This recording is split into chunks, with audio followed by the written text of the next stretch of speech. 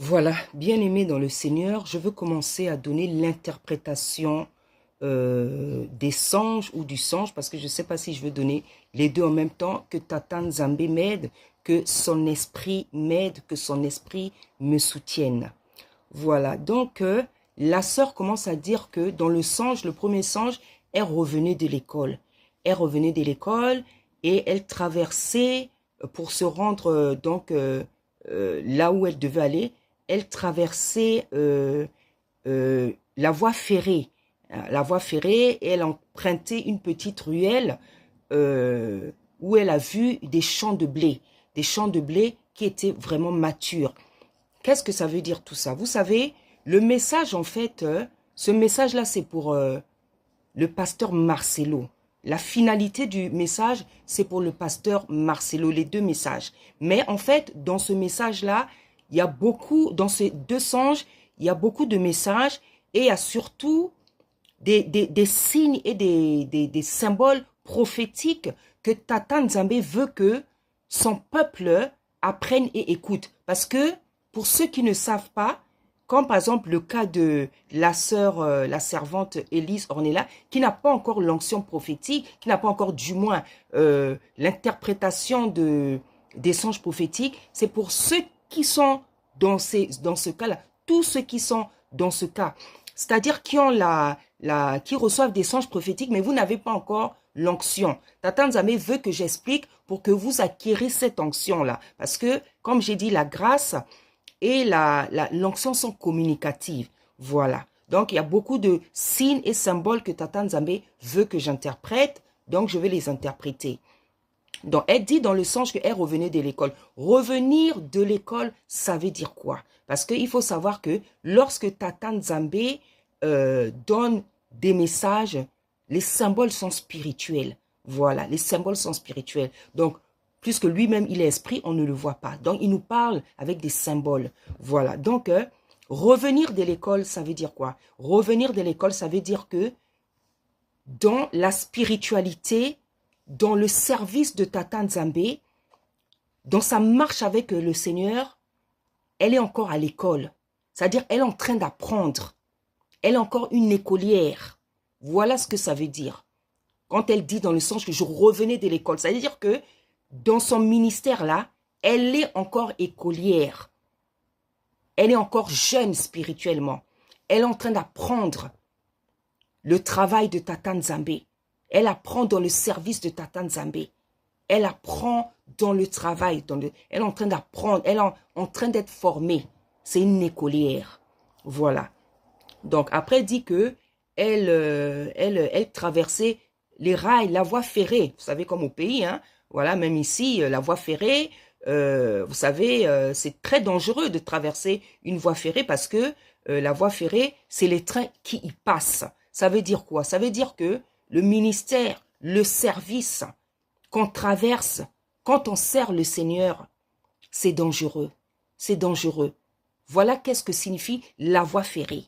Parce que servir Tata Nzambé, ce n'est pas facile. Servir Tata Nzambé, il y a beaucoup d'avantages, mais il y a aussi beaucoup d'inconvénients. Dans le danger, les dangers spirituels, les flèches, les attaques, les menaces de mort, les injures. Oui, parce que lorsque nous prêchons, lorsque nous prêchons la vérité, lorsque nous faisons le service de Tata Nzambé, on veut nous tuer. On veut nous tuer parce qu'on dit la vérité, parce que le monde n'aime pas la vérité. Il y a des gens qui n'aiment pas la vérité. Ils sont prêts à vous tuer parce que vous prêchez la vérité. C'est ça la voie ferrée, c'est ça les rails. Parce que sur la voie ferrée, les rails, c'est les trains qui y passent. Un train, s'il passe, si toi tu passes là, il peut t'écraser, il peut te tuer. C'est ça ce que représente la voie ferrée, les rails. C'est le danger, les inconvénients qu'il y a dans le ministère, dans le service de Tata Nzambé. Après, elle dit que lorsqu'elle a traversé cette voie ferrée, elle a vu des champs de blé qui étaient bien matures. Les champs de blé, c'est quoi? Les champs, c'est quoi? C'est le travail, c'est les ministères. Ce sont des ministères. Ce sont des ministères qui étaient matures. Ce sont des ministères qui étaient matures. Parce que le blé, c'est quoi? Le blé, c'est la bénédiction. Le blé, c'est ce qui est spirituel, c'est ce qui est divin. C'est la semence divine. Donc les champs, le champ, c'est là où on travaille. C'est là où on plante. C'est là où on ensemence. C'est là où on fait un travail. Et spirituellement parlant, les champs, c'est le travail. Comme on dit en Lingala, et Langaya Nzambi. C'est le travail de Tata Nzambi. C'est le ministère. Donc ce qu'elle a vu là, c'était des ministères matures. C'était des ministères matures par lesquels elle traverse parce que elle sera, comment dire, elle va, comment dire, le Seigneur va la place à côté des gens qui sont déjà matures pour la faire grandir dans son ministère, pour la faire grandir dans le service. C'est pour ça qu'elle a vu des champs de blé matures. C'est-à-dire, l'exemple que je peux prendre, c'est le fait justement que Tata Nzambe l'ait mise à mes côtés parce que je suis plus mature qu'elle spirituellement, je suis plus mature qu'elle dans le ministère. Donc, c'est ça qu'on lui montre. Le fait de traverser, quand elle a traversé, elle a vu les champs de blé matures. Donc, les champs de blé matures, ce sont des ministères. Hein? Donc, ça veut dire qu'elle sera certainement, elle va rencontrer certainement des serviteurs, des servantes qui vont la former, qui vont l'enseigner. Voilà. Et ce songe-là s'est répété 2 fois. Elle dit que le deuxième jour, dans le deuxième jour, dans le même songe, on lui montrait maintenant le lendemain, elle avait payé le ticket du train, mais elle n'était pas rentrée dans le train. Donc là, c'est un message pour la sœur Ornella elle-même. C'est pour ça que je dis que ces songes-là sont remplis de messages. Ici, c'est un message pour elle-même. Ça veut dire que sœur, servante, toi-même, tu dois faire attention à préserver ton salut. Tu dois faire tout pour rentrer, ne pas perdre ta place au ciel, ne pas la louper, ne pas la perdre. Parce que payer le ticket, rentrer dans le train, c'est le symbole d'aller au paradis. Donc, tu avais payé, mais tu n'étais pas rentré. C'est-à-dire que tu as fait un travail, tu as servi le Seigneur, mais tu n'es pas rentré. Donc, tu dois faire très attention à ta marche pour pas rater le ciel. Voilà. Et après, elle explique que, excusez-moi. Voilà. Et le lendemain, dans le même songe, elle payait encore le ticket. Elle payait en tout cas, mais le contrôleur était distrait. Il était distrait. Elle donnait l'argent, mais lui, il était distrait. Il ne faisait pas attention. Et il y a quelqu'un qui lui a dit, ce quelqu'un-là, c'était l'ange. C'était l'ange, Michael, l'ange Makaya, qui lui disait, mais toi, tu vois pas que la personne à qui tu es en train de payer, là, elle est distraite. Passe pour toi, passe. Passe pour toi. Et elle a payé, et le monsieur était distrait, mais on lui a recommandé de passer. Ce contrôleur-là, ce contrôleur qui était dans la distraction, c'est l'image des faux pasteurs. C'est l'image des faux pasteurs. C'est-à-dire que ce sont des gens, les gens viennent chercher la face de Tata Nzambe, les gens vont à l'église, mais ils sont distraits. Comment? En ne donnant pas la nourriture qu'il faut, en n'enseignant pas la saine doctrine, en ne donnant pas les bons enseignements. C'est pour ça qu'on lui a dit, l'ange Michael, Makaya, l'ange Makaya est en train de lui dire, mais passe, tu vois pas que cette personne-là, elle disait, passe pour toi. Donc on lui a dit, non, passe pour toi, passe pour toi.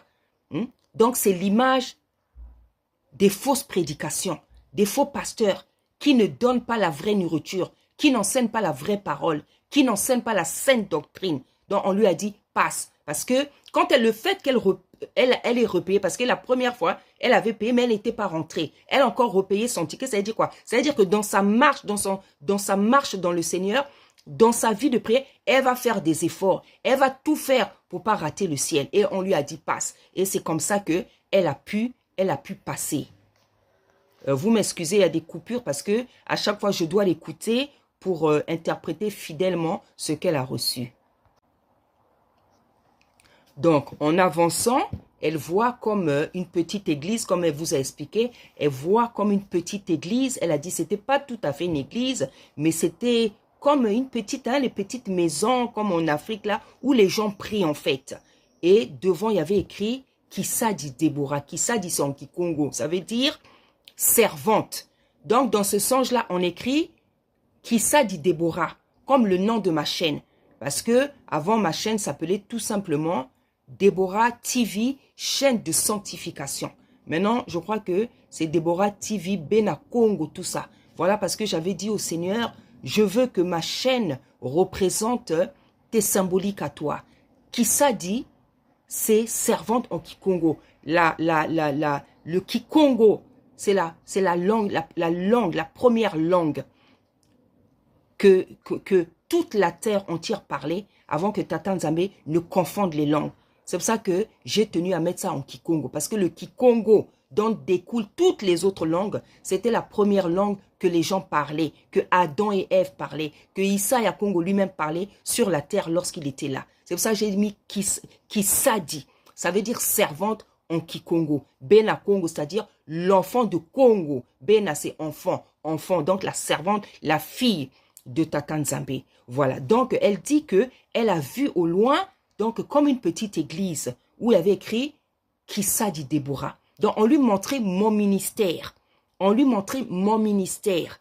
Parce que tous les messages que... il y a beaucoup de servantes qui sont en train de recevoir beaucoup de messages sur moi, où Tata Nzambe est en train de leur montrer comment je dois donc construire ce ministère-là en prenant maintenant une salle. Parce que c'est vrai que je vous avais dit, j'avais commencé à prêcher depuis 2015, mais Tata Nzambe veut maintenant que je prenne une salle pour rassembler justement toutes ces jeunes sœurs, toutes ces mamans, toutes ces femmes, afin de les enseigner. Donc, ce qu'on lui a montré là, c'est mon œuvre, c'est mon ministère, c'est ce que je suis en train de commencer à construire là. J'ai commencé à prêcher. Maintenant, je dois rassembler toutes ces personnes-là que je presse à mes côtés dans une salle où on pourra travailler, on pourra, comment dire, œuvrer, comment dire, à côté.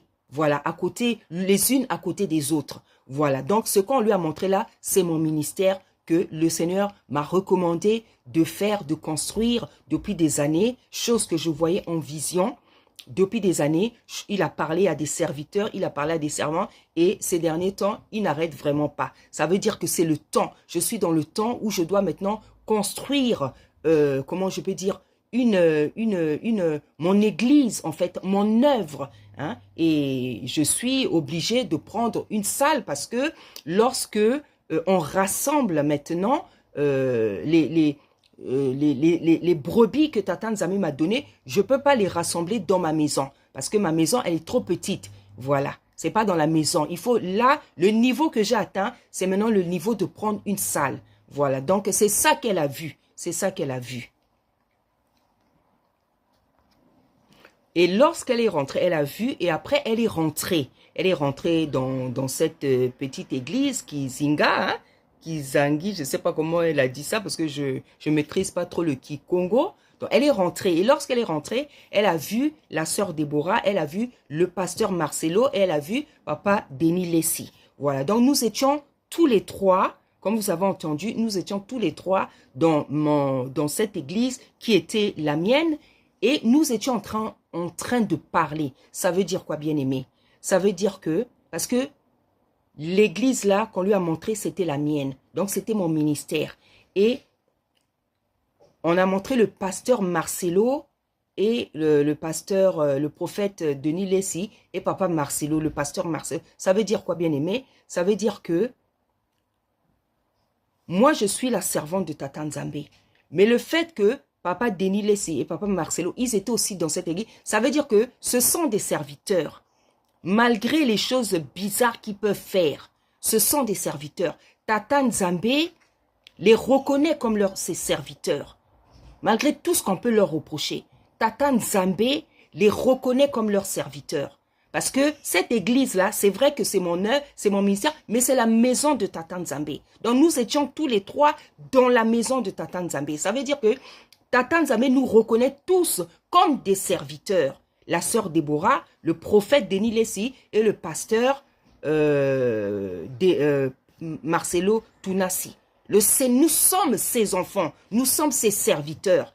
Donc malgré tout ce qui leur arrive, malgré toutes les choses bizarres par lesquelles ils passent, malgré ce qu'on peut leur reprocher, le Seigneur nous a montré ensemble parce que le Seigneur les reconnaît comme ses serviteurs. Et ça veut même dire plus, bien-aimé.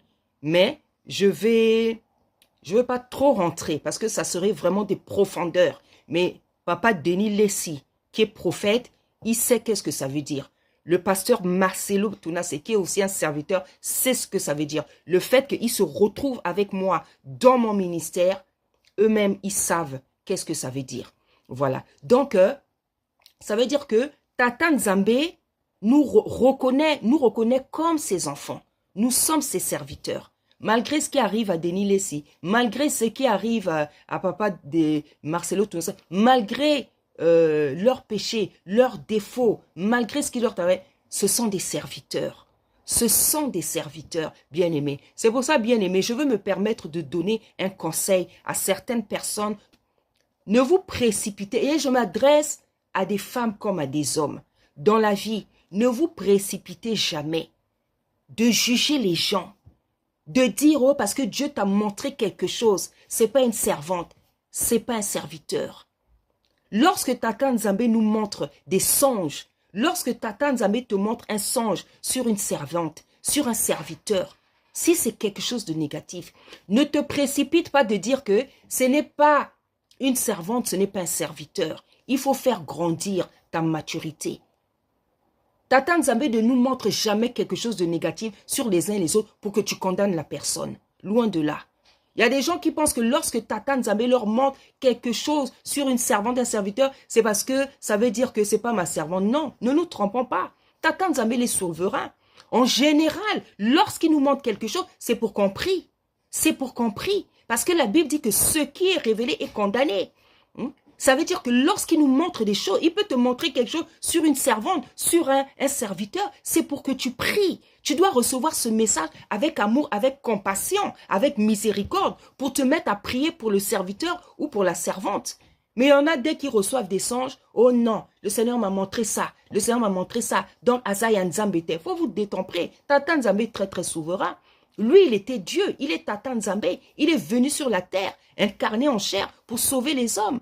Donc, il ne prend pas plaisir à montrer des choses comme ça pour que toi, tu crois que, oh non, c'est parce que le Seigneur veut te montrer que c'est pas une servante. Non, non, non. Il faut faire monter votre dimension.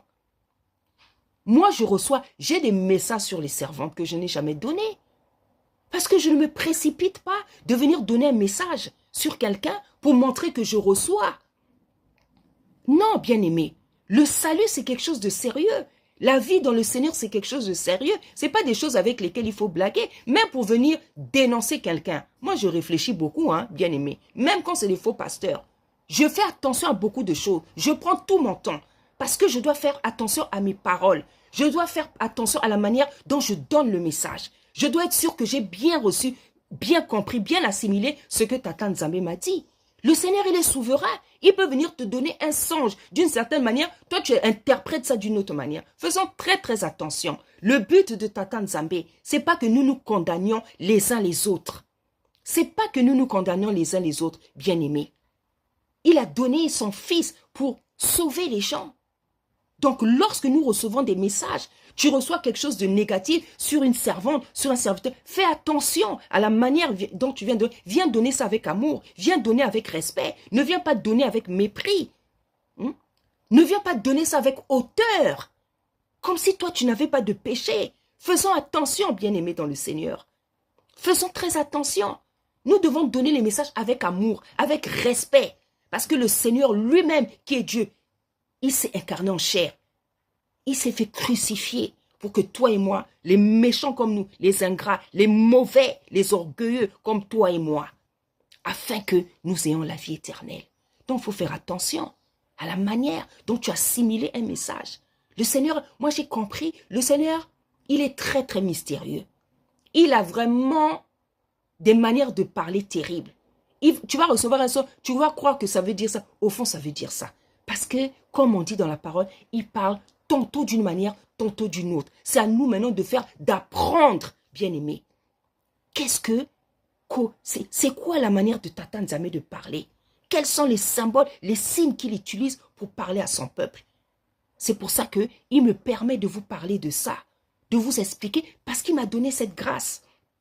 d'interpréter les songes et d'avoir compris ce mystère de sa souveraineté dans la manière de parler, de s'adresser aux hommes. Il m'a fait la grâce, ce mystère.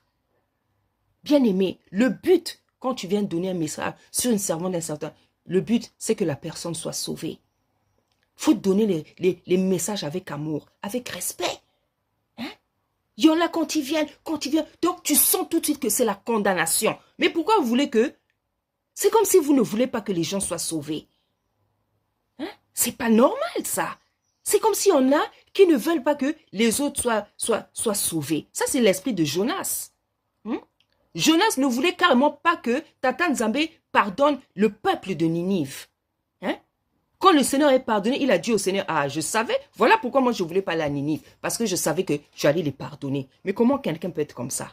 Donc il y a des gens, on dirait qu'ils ne veulent pas que Tata Nzambe pardonne les autres. Mais s'il a donné sa vie, c'est parce qu'on était tous méchants, c'est parce qu'on a tous péché, parce qu'on a tous commis des abominations devant sa face, parce qu'on l'a tous déçu, parce que l'humanité tout entière l'a déçu. Donc il n'y en a pas un qui est meilleur que l'autre. Il n'y en a pas une qui est meilleure que l'autre. Il faut faire attention à ne pas donner les messages avec hauteur, avec orgueil, sans compassion,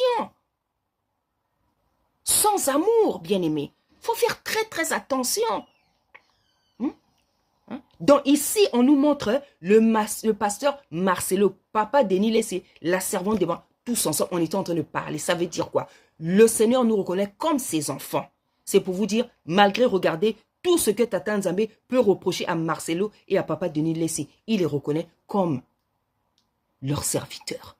Parce que la Bible dit, si son serviteur tombe, il a la capacité de le relever lui-même. Bien-aimé, ne clouons jamais une personne. Quelle que soit la folie, les abominations, ses péchés, ne clouez jamais une personne. Parce que ce n'est pas vous qui avez le dernier mot, c'est Tata Nzambe. La personne qui a commis tous les péchés du monde, peut-être que c'est cette personne qui viendra te dépasser. Qui viendra te dépasser. Et justement, c'est ça, le mystère. Les gens qui commettent beaucoup de péchés, une fois qu'ils se convertissent, c'est ceux-là, ils sont encore plus droits que ceux qui avaient bien commencé. C'est pour ça qu'on dit que les premiers seront les derniers seront les premiers. Dans la vie, comme on dit, ne mets jamais la virgule, ne mets jamais le point. C'est Tata Nzambe qui met une virgule, c'est lui qui met le point. C'est lui qui a le dernier mot sur la vie de quelqu'un, sur son salut. Nous recevons en partie. Ce que tu reçois, donne ça avec amour, avec respect, avec miséricorde, avec compassion. Parce que toi qui as la grâce de recevoir des choses aujourd'hui, tu ne sais pas demain comment tu vas terminer. Soyons humbles, restons humbles. Lorsque tu es humble, Tata Nzambe t'utilise avec puissance. Il aime travailler avec les gens qui ont l'humilité. Voilà ce que je voulais dire. Donc, je disais que Tata Nzambe reconnaît pasteur Marcelo et papa Denis Lessé comme ses enfants. Et elle dit que nous étions en train de parler. Nous étions en train de parler dans cette église-là. Ça veut dire quoi? Ça veut dire spirituellement, nous nous connaissons. Papa Marcelo, on se connaît spirituellement. Ils savent qui je suis. Moi, je sais qui ils sont. Donc, nous savons qui nous sommes les uns les autres. C'est pour ça que vous voyez, on parlait ensemble. Et elle dit que ce que le pasteur Marcelo était en train de dire, quand il se plaignait, quand il disait que tout le monde est en train de m'accuser, mais je ne suis pas totalement fautif.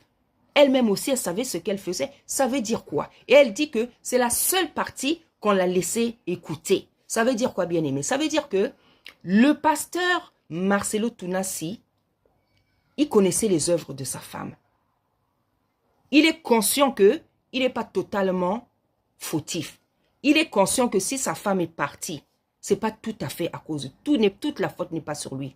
Parce qu'il dit, elle-même aussi, elle savait ce qu'elle faisait. Ça veut dire que pasteur Marcelo connaissait les œuvres ténébreuses de sa femme. Ça veut dire quoi, bien-aimé? Ça veut dire que maman Blanche, malgré sa douceur, malgré cette beauté, malgré cette grâce, maman Blanche aussi avait des œuvres ténébreuses. C'est-à-dire qu'elle faisait des choses que personne ne pouvait imaginer. Mais le pasteur Marcelo connaissait ces choses, il connaît ces choses. C'est pour ça que Tata Nzambe attend de lui La repentance, la confession, papa. Parce que tu as beaucoup de choses à confesser en ce qui te concerne et même en ce qui concerne ta femme. C'est pour ça que la Bible nous dit que la beauté est vaine, la grâce est trompeuse. Hein? Ça veut dire que tu peux voir une belle personne, sa beauté. La beauté peut vous tromper, bien-aimé. La beauté de quelqu'un peut tromper. Parce que lorsque on voit une personne qui est belle, hein, avant, on se disait que non, la personne est tellement belle quand on était plus jeune. On se disait que non, cette beauté, automatiquement, la personne est gentille, elle est droite, elle est honnête. Mais non, c'est pas ce que ça veut dire. C'est pour ça que Tata Nzambe, il dit dans sa parole. C'est pour ça que Tata Nzambe dit dans sa parole, dans Proverbe, il dit, la beauté est vaine, la grâce est trompeuse. Donc, Pasteur Marcelo, il connaissait les œuvres de Maman Blanche. Maman Blanche, malgré sa beauté, sa grâce, sa gentillesse, sa générosité, elle faisait certainement des mauvaises choses que son mari connaît. Et c'est tout ça qu'il doit confesser. Parce que la Tata Nzambe dit dans sa parole, rien de ce qui est caché restera éternellement caché, bien-aimé. C'est pour ça, toi qui vis dans l'hypocrisie, toi qui fais beaucoup de choses, parce que des choses bizarres dans ta vie, tu fais des choses cachées. Comme, c'est pas tout le monde qui peut te voir, mais il y en a un qui te connaît. Il y en a un qui te connaît, qui voit tout. La Bible dit qu'il a ses yeux fixés sur tous les fils de l'homme. Tata Nzambe voit ce que nous faisons en secret. C'est pour ça que moi, parfois, quand je ne suis pas contente, je dis des choses, je le regarde, je dis, Seigneur, ce que je suis en train de dire là, je le dis devant toi. Parfois, je suis en train de raisonner sur un serviteur ou une servante. Je parle avec le Seigneur. Je dis, Seigneur, ce que je dis, tu m'entends. Je le dis devant toi. Je ne critique pas, je dis devant toi. Et je sais que tu m'entends. Donc, je parle devant toi. Ah oui, c'est comme ça. Moi, quand je peux faire quelque chose, par exemple, quelque chose que le Seigneur ne peut pas approuver. Je dis, Seigneur, je fais ça devant toi. Je parle devant toi. Je ne critique pas la personne. Je parle devant toi parce que ce comportement-là, je trouve que c'est bizarre. Et je le dis devant toi. Je discute avec mon Seigneur. Hein? Donc, les personnes qui ont l'habitude de faire des choses dans la vie, c'est ce qu'on appelle l'hypocrisie. C'est-à-dire, tu présentes une image de toi qui n'est pas la tienne. Hein? Tu veux te faire passer pour une personne d'où tu n'es pas douce ou doux. Tu veux te faire passer pour quelqu'un de droit. Tu es pour toi malhonnête. Tu veux te faire passer pour quelqu'un de... C'est l'hypocrisie. C'est l'hypocrisie. Tout ce que nous faisons dans nos maisons, nos pensées, tout le monde ne voit pas, tout le monde ne connaît pas. Mais il y en a un seul qui sonde les cœurs et les reins et qui mettra à nu toutes les œuvres et les pensées des hommes, bien-aimés. C'est pour ça, efforçons-nous d'être droit, d'être honnête, d'être transparent dans la vie, avec toi-même, avec Tata Nzambe, surtout avec lui et avec les autres.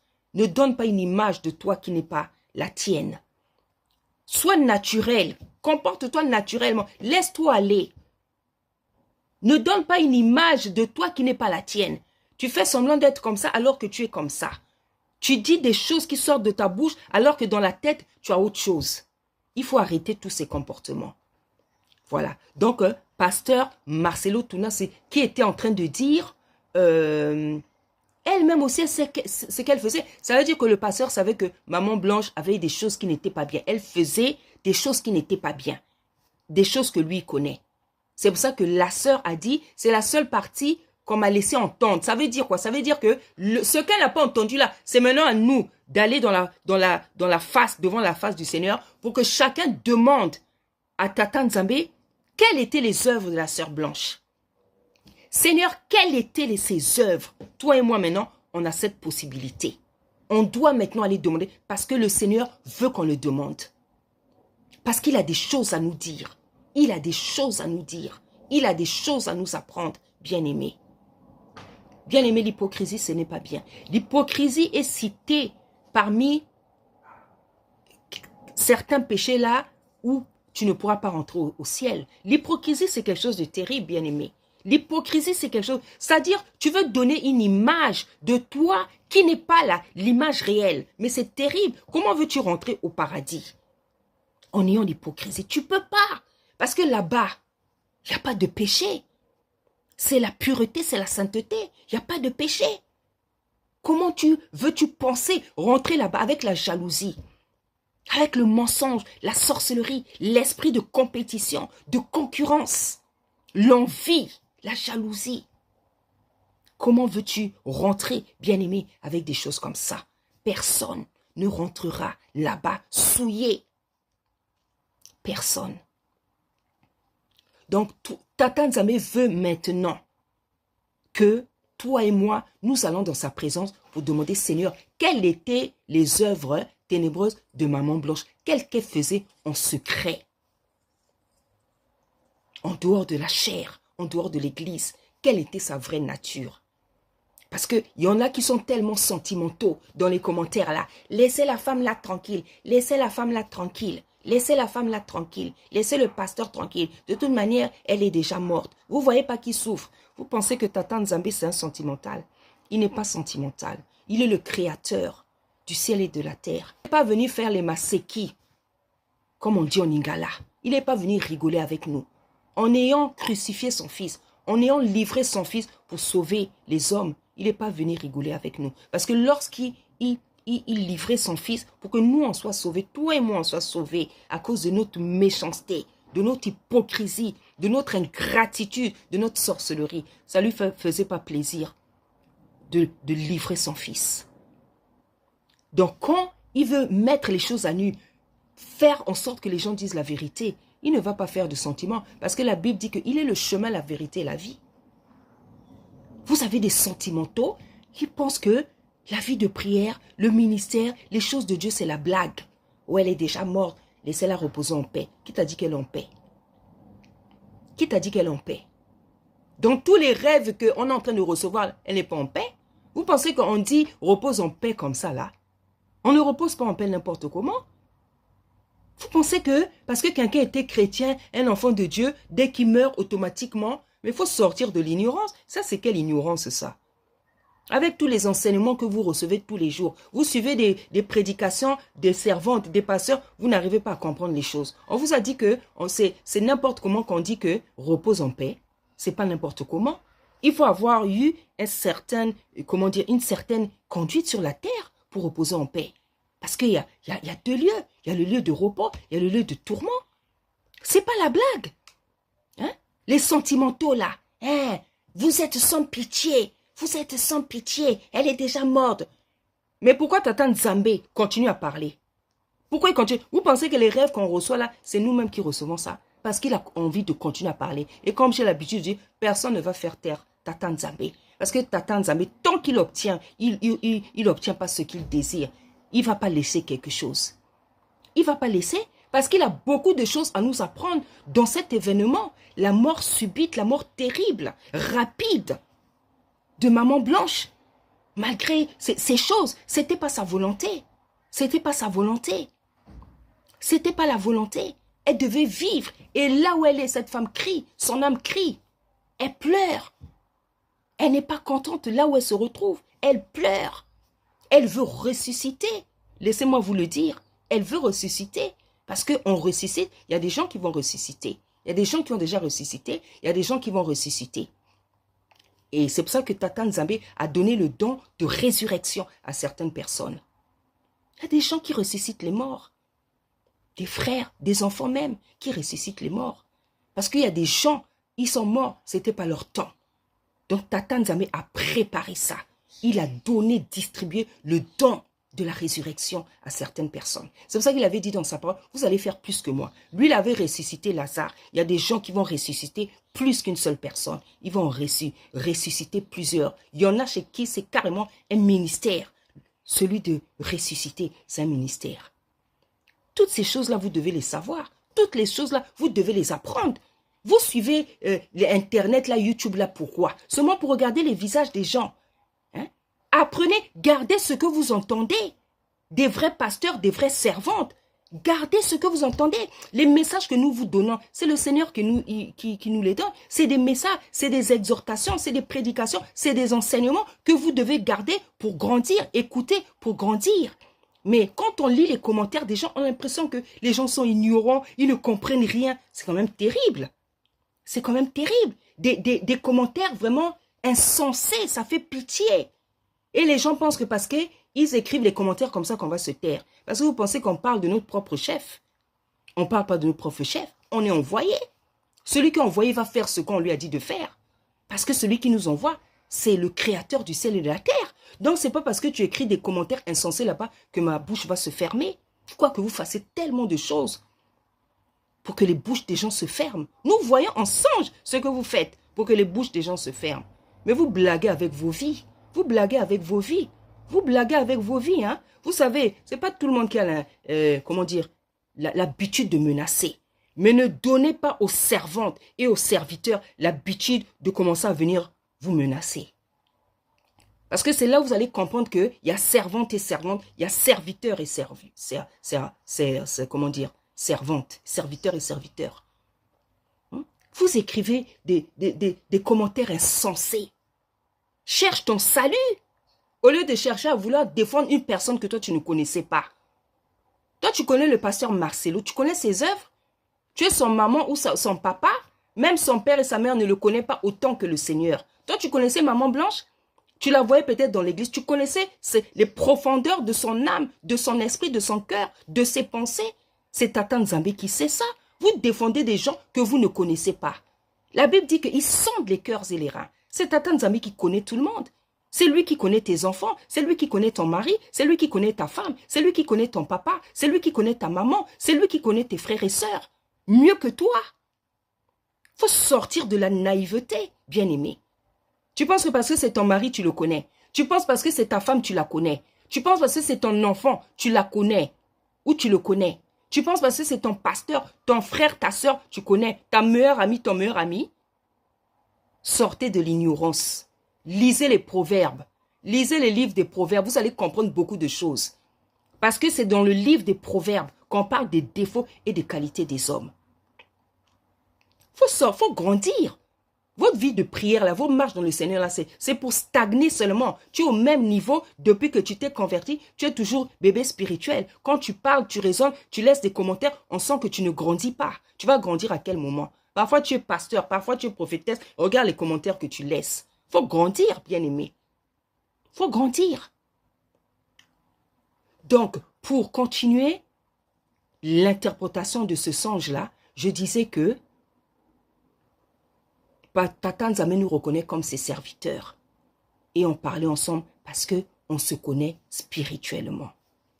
Et après, il y a ce monsieur-là qui était l'ange qui disait que pendant que le pasteur Marcelo, papa Denis Lessi et la sœur Déborah sont en train de parler, toi et l'autre sœur qui est derrière là, dehors, vous allez faire la garde. La garde, ça veut dire quoi? C'est le fait d'être des sentinelles.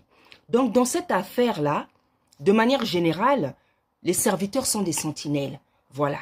Et plus précisément dans cette affaire-là, on explique qu'on fait faire comprendre que la servante, les servantes en fait, parce que la sœur Ornella et l'autre servante représentent les servantes qui sont en train d'intercéder, qui sont en train de prier pour le pasteur Marcelo, pour papa Denis Lessi. Pourquoi? Parce que ce sont des serviteurs. Ce n'est pas pour tous les serviteurs qu'on prie. Ceux-là, on doit prier pour eux parce que ce sont des vrais serviteurs. Ce sont des vrais appelés. Ils sont déroutés, ils sont tombés. Mais c'est des vrais serviteurs que le Seigneur aime beaucoup. Il les aime beaucoup, je vous dis la vérité. Lorsque vous voyez une personne qui fait beaucoup de bêtises dans la vie, mais que vous continuez à aimer, que les gens supportent, il faut savoir que c'est l'amour de Tata Nzambe qu'il a mis dans les cœurs, qui représente l'amour qu'il a pour ses serviteurs. Donc le pasteur Denis Lessi, le prophète Denis Lessi, pasteur Marcelo, c'est les gens que Tata Nzambe aime beaucoup. Et ces sœurs-là qui devaient faire donc la garde, c'est l'image des sentinelles. Elles doivent veiller, elles doivent intercéder. Les servantes doivent veiller. Quant à cette histoire-là, nous devons veiller. Nous devons, vous devez veiller. Vous devez faire la sentinelle. Hein? Intercéder. Et encore plus, c'est-à-dire que la sœur Ornella et l'autre sœur qu'elle ne connaissait pas, mais ça représente l'image des servantes. Ça veut dire que les servantes sont des sentinelles. Elles ont ce rôle de surveiller ce qui se passe dans l'église. Quand je parle de l'église, c'est-à-dire le corps du Seigneur. Tout ce qui ne va pas là, il faut dénoncer ça. C'est ça que ça veut dire. Faire les sentinelles. tout ce qui ne va pas. Parfois, tu n'as pas besoin que Dieu vienne te parler en songe. Dès que tu vois que dans le corps du Christ, là, il y a quelque chose qui ne va pas, tu viens, tu parles. Parce que tu as la capacité, tu as l'exhortation, tu as le don de l'exhortation, tu as le don de la prédication, tu as l'enseignement. Tu peux enseigner les femmes. Tu enseignes les femmes pour leur apprendre des choses, les jeunes filles. Donc, quand elle dit qu'on devait faire la garde, c'est le fait d'être des sentinelles. Surveiller tout ce qui ne va pas dans le corps du Seigneur. Dès qu'il y a quelque chose qui ne va pas là, tu peux venir parler. Parce que nous avons reçu la grâce, nous avons l'onction. Parfois, on n'est pas toujours obligé d'attendre un songe, un rêve ou je ne sais pas quoi. Tu vois quelque chose qui ne va pas, tu es une sentinelle, tu es servante, tu as un ministère, tu as l'onction, tu as le droit de parler parce que tu es une sentinelle. Voilà qu'est-ce que ça veut dire. Ça, c'est donc, bien aimé, l'interprétation du premier songe. Merci. Deuxième songe, bien aimé, voici l'interprétation. La servante dit que dans le deuxième songe, qui est la suite du premier, elle a vu le pasteur Marcelo venir à Brazzaville avec le corps de sa femme dans un cercueil blanc. Et, donc bien aimé, je disais que la sœur dit dans le songe que le pasteur Marcelo est venu avec le cercueil, le corps de sa femme à Pointe-Noire. Comme vous le savez, Pointe-Noire, c'est la capitale économique de Brazzaville. C'est là où il y a le pétrole, là où on extrait le pétrole. C'est la capitale économique. Et c'est là où aussi que la famille de la sœur Ornella, Lise, habite. Voilà. Ils se sont mis à prier. Donc, il y avait elle, il y avait une autre sœur, il y avait son papa. Hein, je ne sais pas si c'est son papa ou c'est son beau-frère qui est pasteur aussi. Donc, ils se sont tous mis à prier. Ils ont prié. Et la sœur Blanche s'est réveillée. Donc, qu'est-ce que ça veut dire cette partie? Ça veut tout simplement dire que comment dire, parce que, voilà, la sœur s'est réveillée et vous allez comprendre la suite du songe avec tout ce que je vais encore expliquer. Ça veut dire que l'exaucement de cette prière, la solution de cette prière viendra de Brazzaville, des intercesseurs de Brazzaville, dont la sœur elle-même, la sœur, comment on s'appelle, la sœur Ornella. Voilà, la solution viendra de l'intercession de Brazzaville, c'est-à-dire des servantes de Brazzaville, des serviteurs, des gens qui sont à Brazzaville. Pourquoi? Parce que à Kinshasa aussi, il y a des servantes, il y a des pasteurs. Il y a des gens qui peuvent prier pour eux, le pasteur Marcelo. Mais le Seigneur sait pourquoi le pasteur Marcelo emmène le cercueil à Brazzaville. Ça veut dire quoi? Ça veut dire que spirituellement, le pasteur Marcelo est en train de désirer que ce soit les gens de Brazzaville qui prient pour lui. Que ce soit les intercesseuses, des femmes de Dieu, des servantes de Dieu qui prient pour lui. C'est pour ça que vous voyez, dans le songe, il emmène le cercueil de sa femme à Pointe-Noire, qui est la ville capitale, la capitale économique. Ça veut dire qu'il désire, ça montre qu'il désire que ce soit les gens, les intercesseuses, les servants de Dieu de Brazzaville qui prient pour lui. Pourquoi? Parce qu'à Kin, on n'arrête pas de le condamner. Parce qu'à Kinshasa, on n'arrête pas de le condamner. Et c'est ça, Kinshasa, la mauvaise habitude de nos frères et sœurs de Kinshasa. C'est-à-dire que dès que quelqu'un fait une faute, dès que quelqu'un se comporte mal, on le lapide. Voilà ce qui caractérise nos frères et sœurs à Kinshasa. Dès que quelqu'un fait une faute, dès que quelqu'un est dans un péché, il est lapidé. Il n'y a pas d'égard, il n'y a pas de compassion, il n'y a pas de miséricorde, alors que nous sommes tous des pécheurs. S'il n'y avait pas de pécheurs, si nous n'étions pas tous vraiment méchants bien-aimés, le Seigneur, Tata Nzambe, n'aurait pas envoyé son fils. S'il a dû envoyer son fils, c'est parce qu'on est tous mauvais. Hein? Mais c'est vrai que à Kinshasa, lorsque quelqu'un fait une erreur, lorsque quelqu'un se retrouve dans un péché, c'est la lapidation. Vous allez voir, tout le monde va le lapider. Tout le monde va lui jeter la pierre. Et c'est comment dire, les gens qui vont soutenir, comprendre la personne, avoir la miséricorde, la compassion, ne sont pas nombreux. Ne sont pas nombreux. En général, c'est la majorité qui condamne, qui lance la pierre. Pourtant, on est tous des pécheurs. Le Seigneur est mort pour nous. On est tous des pécheurs. Mais la mauvaise habitude que j'ai constatée qu'il y a à Kinshasa, les frères et sœurs n'ont pas de miséricorde. Les sœurs et frères n'ont pas de compassion. Quand quelqu'un chute, quand quelqu'un fait le mal, alors que nous chutons tous les jours, nous faisons le mal tous les jours. Frères et sœurs de Kinshasa, il faut revoir cette habitude-là.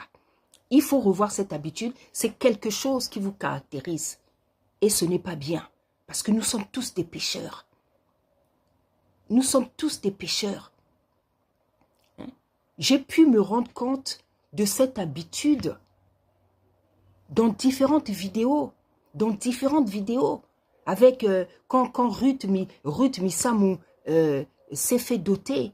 Avec les histoires de, comment ça s'appelle, de Péniel. Beaucoup de choses. Dès que quelqu'un dans une faute, dès que c'est la lapidation.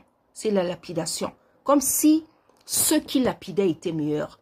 Alors que lorsqu'on emmenait la femme adultérienne devant le Seigneur, ils sont venus la condamner. Pensant que le Seigneur allait la condamner, le Seigneur a dit que celui d'entre vous qui n'a pas de péché, lui lance la pierre. Et nous connaissons la suite de l'histoire. Chacun est reparti doucement, doucement, doucement, doucement. Donc, le fait que pasteur Marcelo emmène le cercueil à Brazzaville, c'est-à-dire il est en train de compter sur les intercesseuses de Brazzaville, les servantes de Brazzaville, parce qu'à Kinshasa, c'est la condamnation, c'est la lapidation. Bien-aimé, Tata Nzambe n'aurait pas envoyé son fils s'il n'y avait pas de pécheurs sur la terre. La Bible dit que l'Église est un hôpital. Nous sommes les malades. Nous avons tous des maladies spirituelles. Qui sont le mensonge, qui sont la sorcellerie, qui sont l'envie, qui sont la jalousie, qui sont la duplicité, qui sont l'esprit de contrôle, qui sont l'esprit de concurrence, l'esprit de compétition, l'orgueil. Tout ça, c'est des maladies. Et nous avons toutes ces choses. Et l'hôpital, c'est l'Église. Et le docteur, par excellence, c'est Tata Nzambe, c'est le Seigneur. Pourquoi se condamner sans arrêt les uns les autres? Tu n'es pas meilleur que l'autre. Tu n'es pas meilleur que ton frère. Tu n'es pas meilleur que ta sœur. Le Seigneur est mort pour nous tous. Bien-aimés, voilà ce que ça veut dire.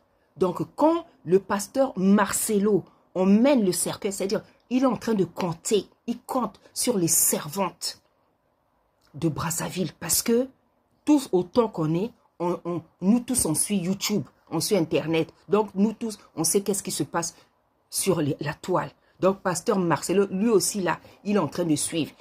Il entend ce que les uns et les autres disent. Il dit, ah, de ce côté-là, on dirait qu'on a quand même pitié de moi. Parce que le Seigneur lui-même, il est rempli de compassion. Mais nous avons difficilement la compassion. Lui qui est Tata Nzambe, il a la compassion, il a la miséricorde. Mais nous, les créatures, qui avons péché, alors que lui qui est venu, il n'avait pas péché, mais on l'a tué. Mais toi et moi, on est des pécheurs. C'est nous qui n'avons pas la compassion. Voilà ce que cette partie veut dire. Et après, elle dit que la sœur Blanche s'est réveillée. Elle a ressuscité. Bien-aimée,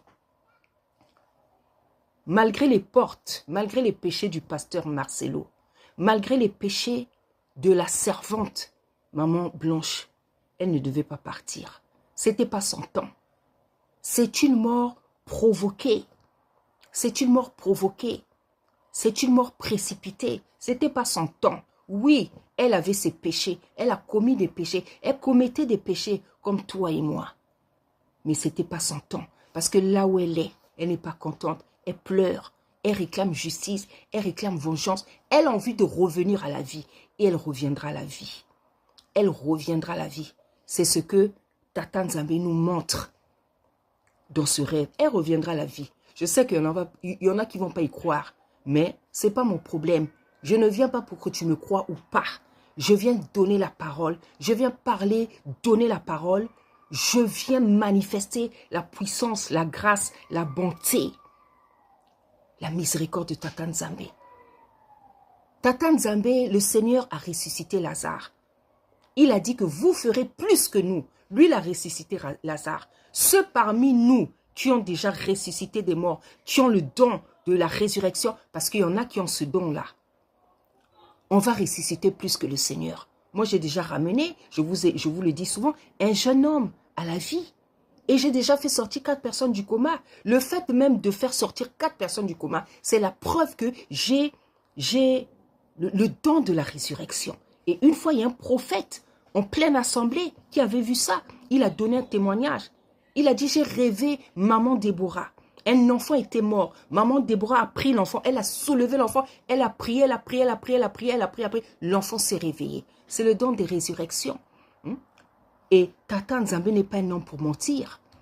Maman Blanche va ressusciter. Pourquoi? Parce que ce n'était pas son temps. Parce que c'est pas ça. Vous savez, il y a des gens qui sont morts. Ce n'était pas aussi leur temps. Mais le Seigneur ne les a pas fait ressusciter. Il y a des gens, ce n'était pas leur temps. Tata Nzambe va vraiment les faire ressusciter. Parce que c'est des gens que le Seigneur aime particulièrement. C'est des gens que les gens aussi aimaient tellement malgré leurs péchés. C'est des gens, vous savez, il y a des gens comme ça, quand ils vont, les gens pleurent trop. Les gens pleurent trop. Les gens souffrent trop. Et Tata Nzambe, il voit ça. Hein? Comme les gens, comme les Marie Misamo. Sa mort a beaucoup fait pleurer. La mort de Alain Moloto. Il y a des chantres qui vont ressusciter. Le Seigneur m'avait montré ça. Il y a des chantres qui vont ressusciter. Il y a des chantres qui vont ressusciter.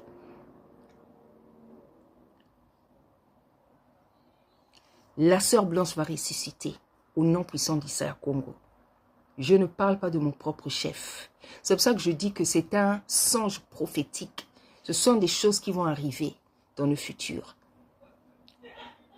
Lorsque moi je dis quelque chose, Tata Nzambe l'accomplit fidèlement à ce que je dis. Pas parce que c'est moi, non. Parce qu'il m'avait dit, j'ai mis mes paroles dans ta bouche. J'ai mis mes paroles dans ta bouche. Et dans ma vie, je vois qu'il accomplit toujours les choses telles que je les déclare. Les gens pour lesquels je prie, ils vont le témoigner. Moi, quand je dis quelque chose, le Seigneur fait exactement, il fait à la lettre telle que je dis. Ce n'est pas parce que c'est moi, parce que je suis tellement obéissante que quand je dis quelque chose, il fait comme c'est sorti de ma bouche. La sœur Blanche va ressusciter. La sœur Blanche doit ressusciter. La sœur Blanche va ressusciter au nom puissant d'Issaïa Congo. Pas parce que je le désire, mais parce que le Seigneur savait ça depuis longtemps. Sa mort est en train de faire couler beaucoup de larmes. Sa mort fait couler beaucoup d'encre, beaucoup de larmes.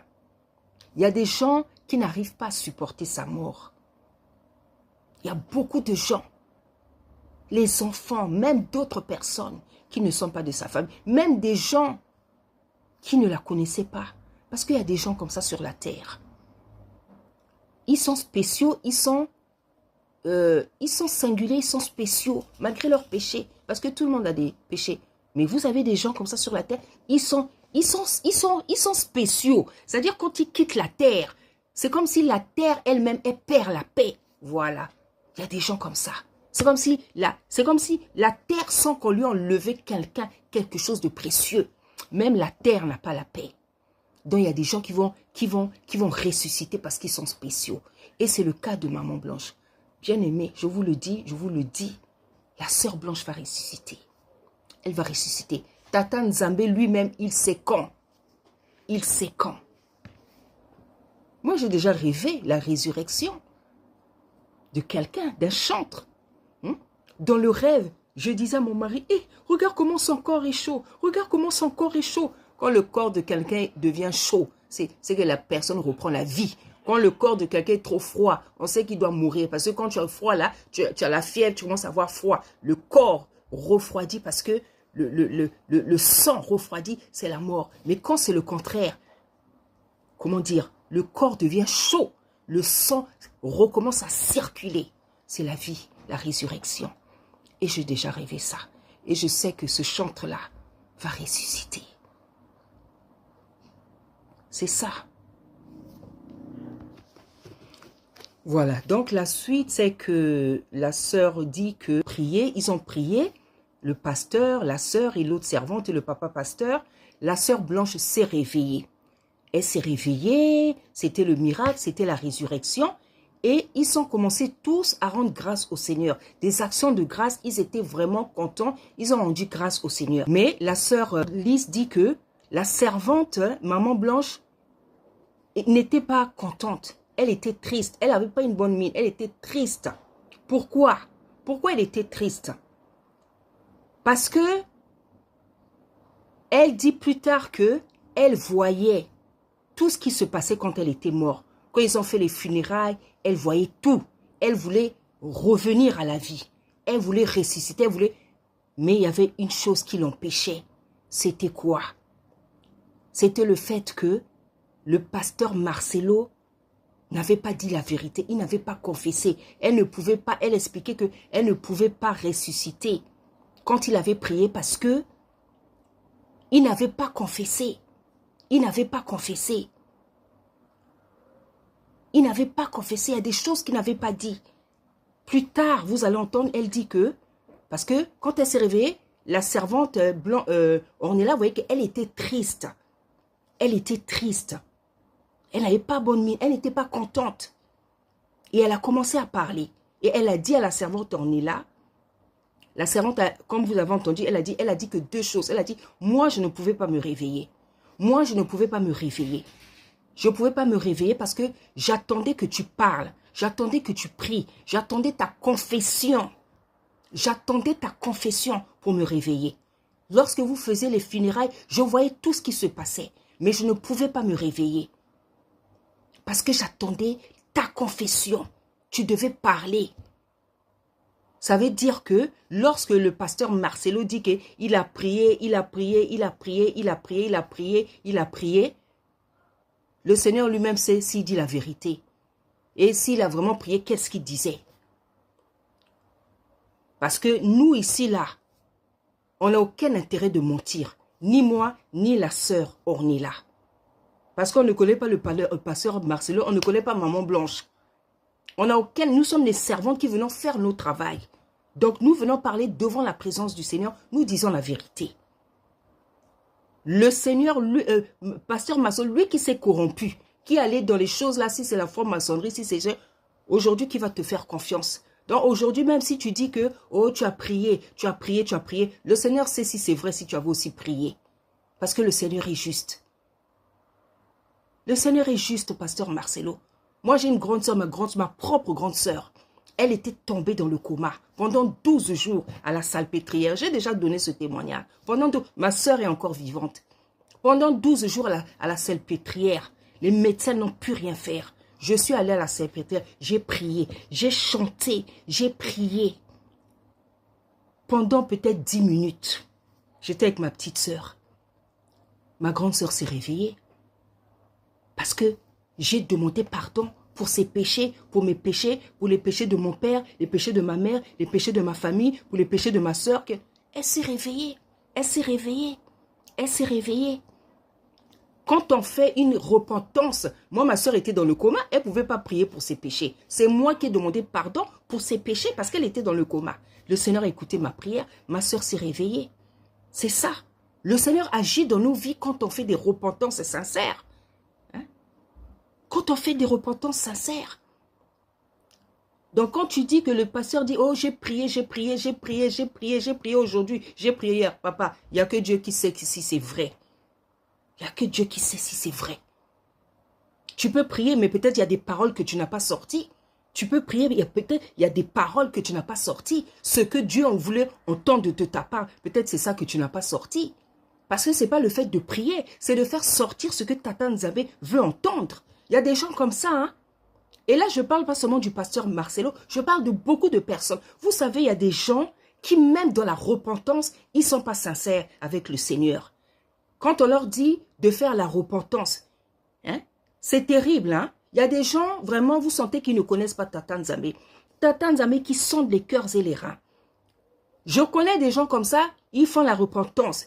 Il est en train de confesser des péchés, il cache d'autres péchés, comme si le Seigneur ne le voit pas.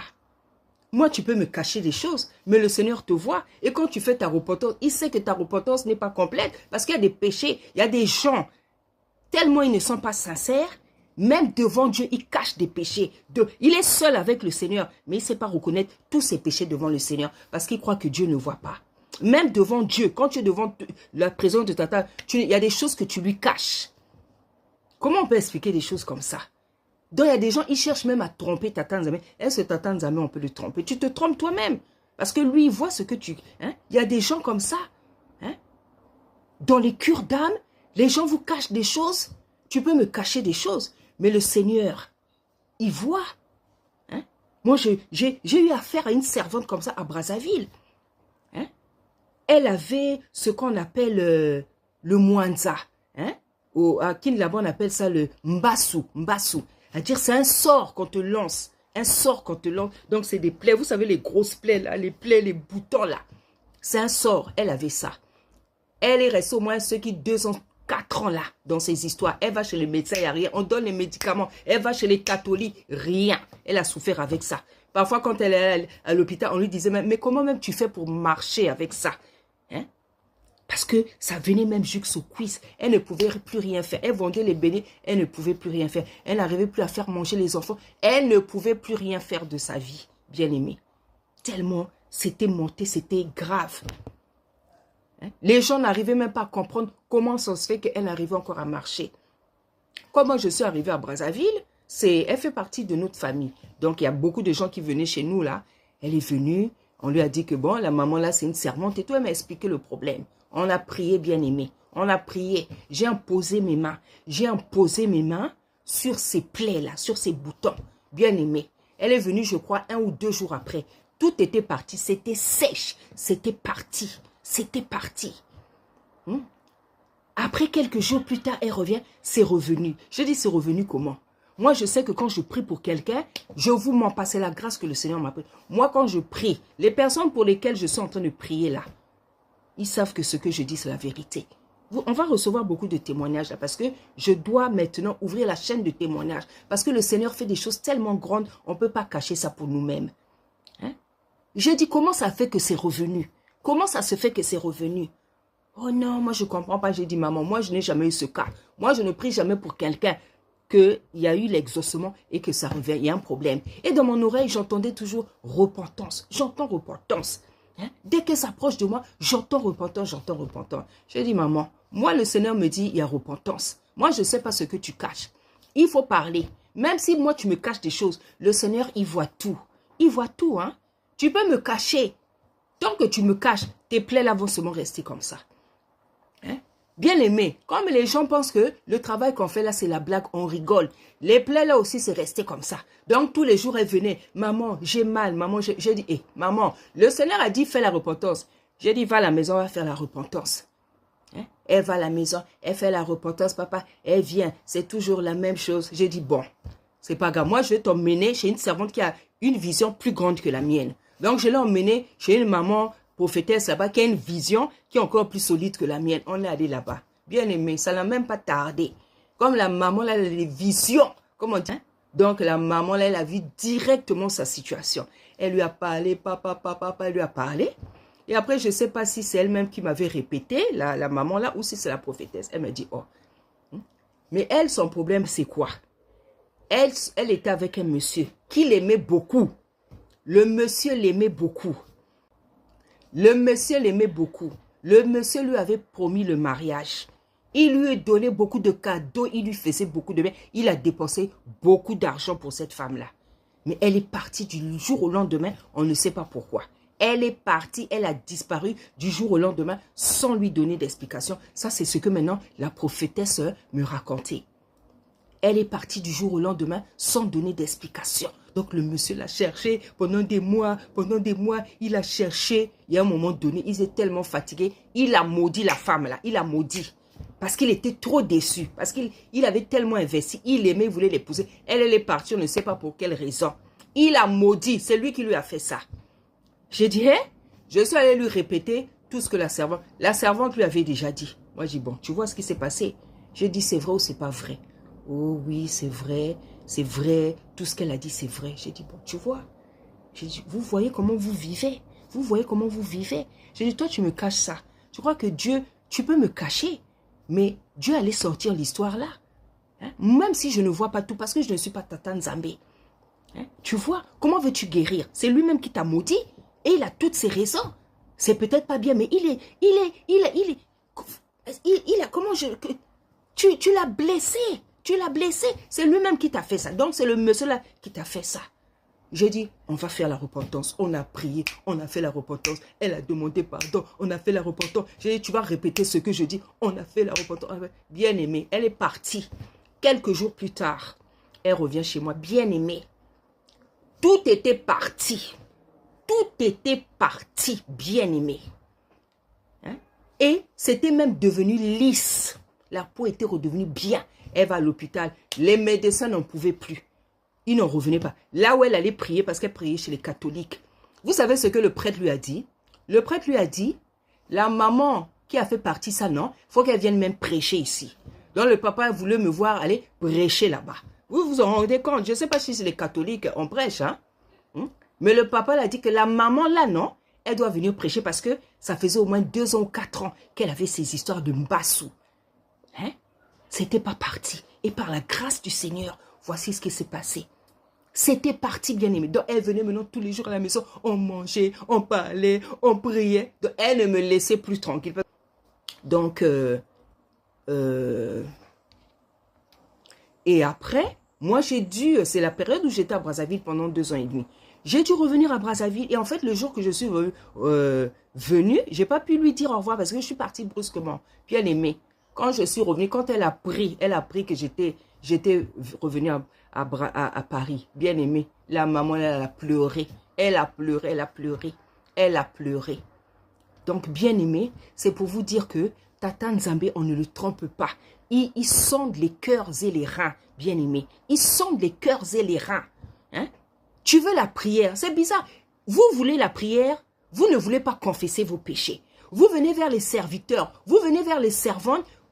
On vous dit de confesser, vous parlez de certains péchés, vous cachez d'autres péchés.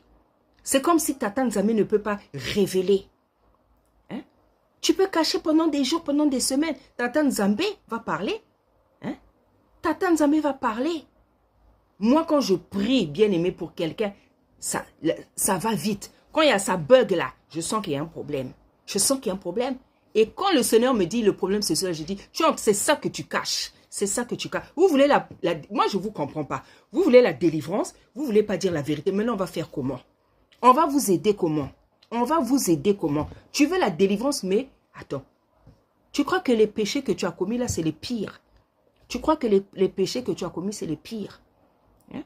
Moi qui vous prêche, moi qui vous parle, moi qui prie pour vous, j'ai commis mes péchés. Mais j'ai demandé pardon au Seigneur.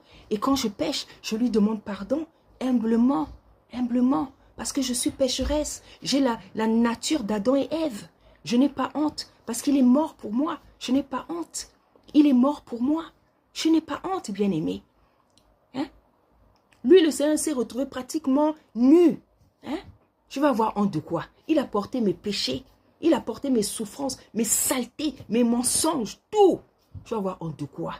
Venez librement, venez sincèrement devant les servantes et les serviteurs si vous voulez avoir la délivrance, la restauration de vos vies. Ne cachez pas.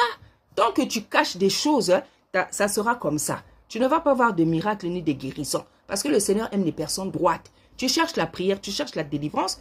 Il faut dire la vérité vers la personne, le serviteur ou la servante vers qui tu t'approches. Tu caches pourquoi? Donc, quand tu caches, sache que le Seigneur va révéler. Donc, lorsque le pasteur Marcelo disait, oh, j'ai prié, j'ai prié, j'ai prié. Oui, papa, tu as peut-être prié, mais peut-être tu n'as pas dit ce que Tata Nzambe attendait. Parce que ici, là, dans le rêve, ta propre femme est en train de t'accuser. Ta propre femme est en train de dire, j'attendais ta confession. Ça veut dire, cette confession-là, tu ne l'as pas encore faite. Et cette confession, c'est quoi? C'est de confesser publiquement, papa, ce que tu allais faire avec les autres pasteurs là où ils t'ont emmené. C'est ça que le Seigneur attend. C'est ça que le Seigneur attend. Et la sœur va ressusciter quand tu auras fait ce travail-là. Donc, papa, comme on dit, papa, tant que tu ne fais pas ça, tous les jours, le Seigneur va parler de pasteur Marcelo et de maman Blanche. jusqu'à ce que tu sois fatigué. Jusqu'à ce que tu sois fatigué.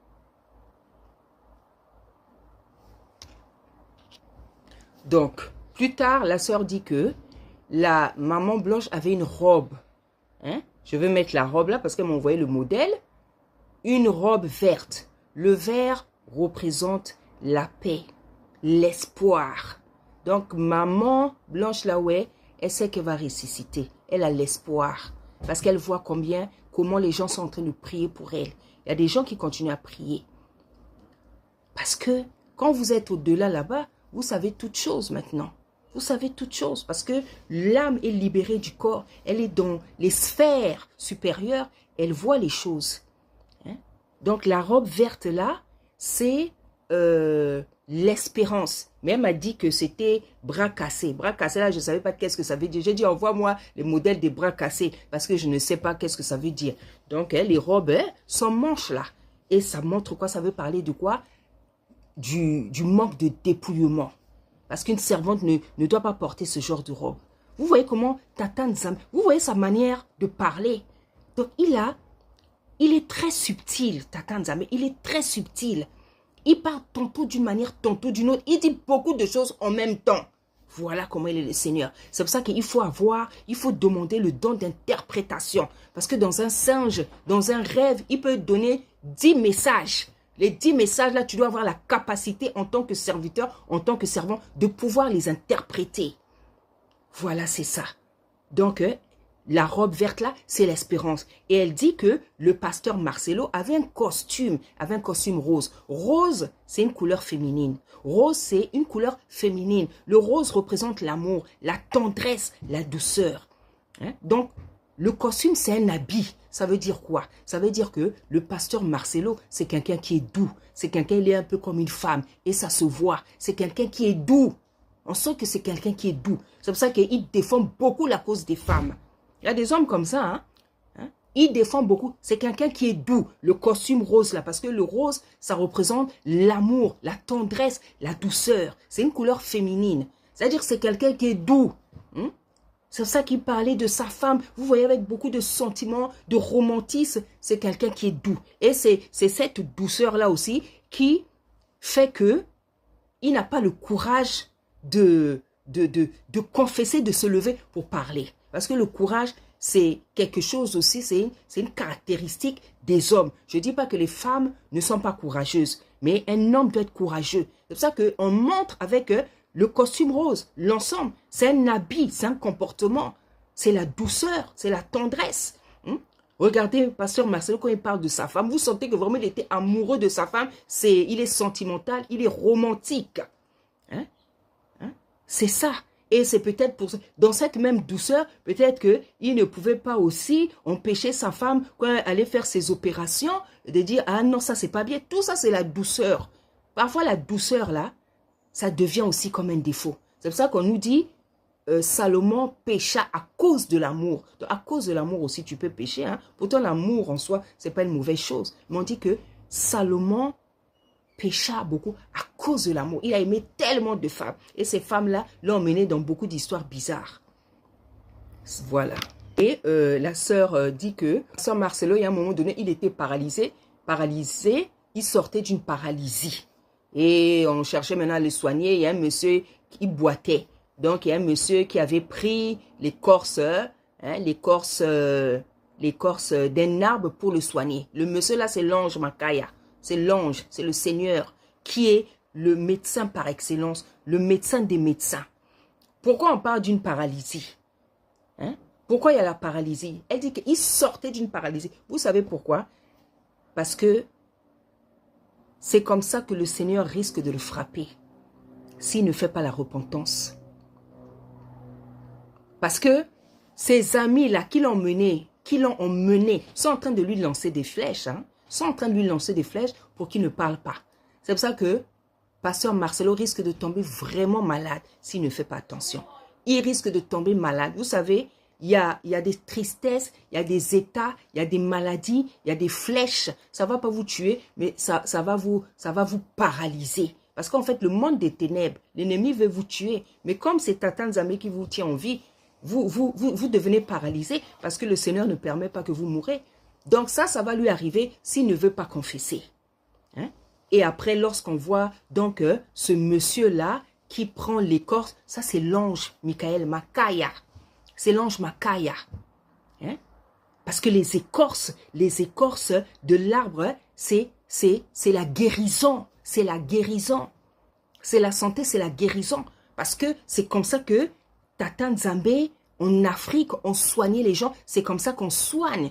Tata Nzambe, il a donné les plantes pour la guérison des hommes, les fruits pour la guérison, les légumes pour la guérison. Ici, c'est une occasion de Tata Nzambe de dire que quand vous êtes malade, moi j'ai mis des plantes sur la terre avec lesquelles vous devez guérir, vous devez guérir. Nous devons demander à Tata Nzambe de nous montrer les plantes guérissantes en songe. Il y en a qui connaissent au pays, nos grands-mères, nos parents. Mais nous-mêmes, les enfants, là, nous devons maintenant demander. Parce qu'avec la colonisation, l'esclavage, on a perdu tout ça. Donc, c'est pour ça que j'aime l'interprétation des songes. Parce que dans un songe, Tata Nzambe, il peut donner 10 000 messages.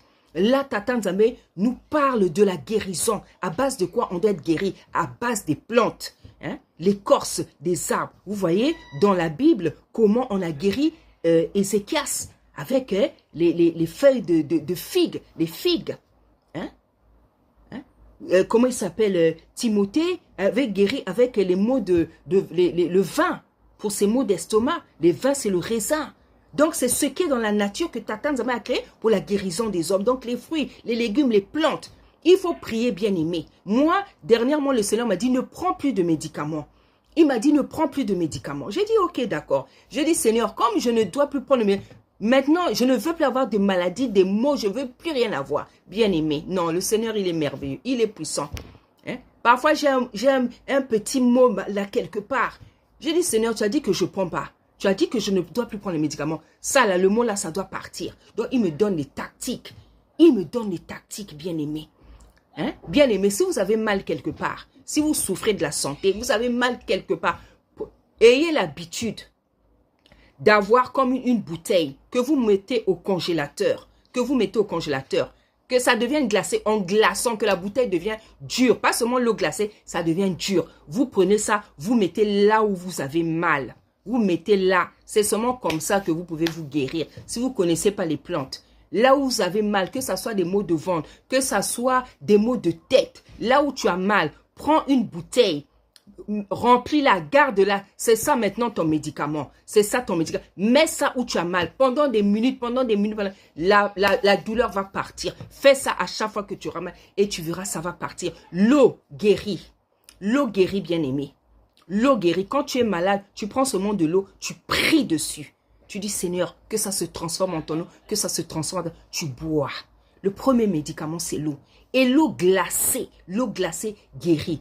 Quand tu as mal à la tête, tu as mal quelque part. Prends seulement, donc, garde toujours ça. Et cette bouteille dure là dans le congélateur, qui est devenu comme le glaçon. Tu prends là où tu as mal, la tête, je ne sais pas.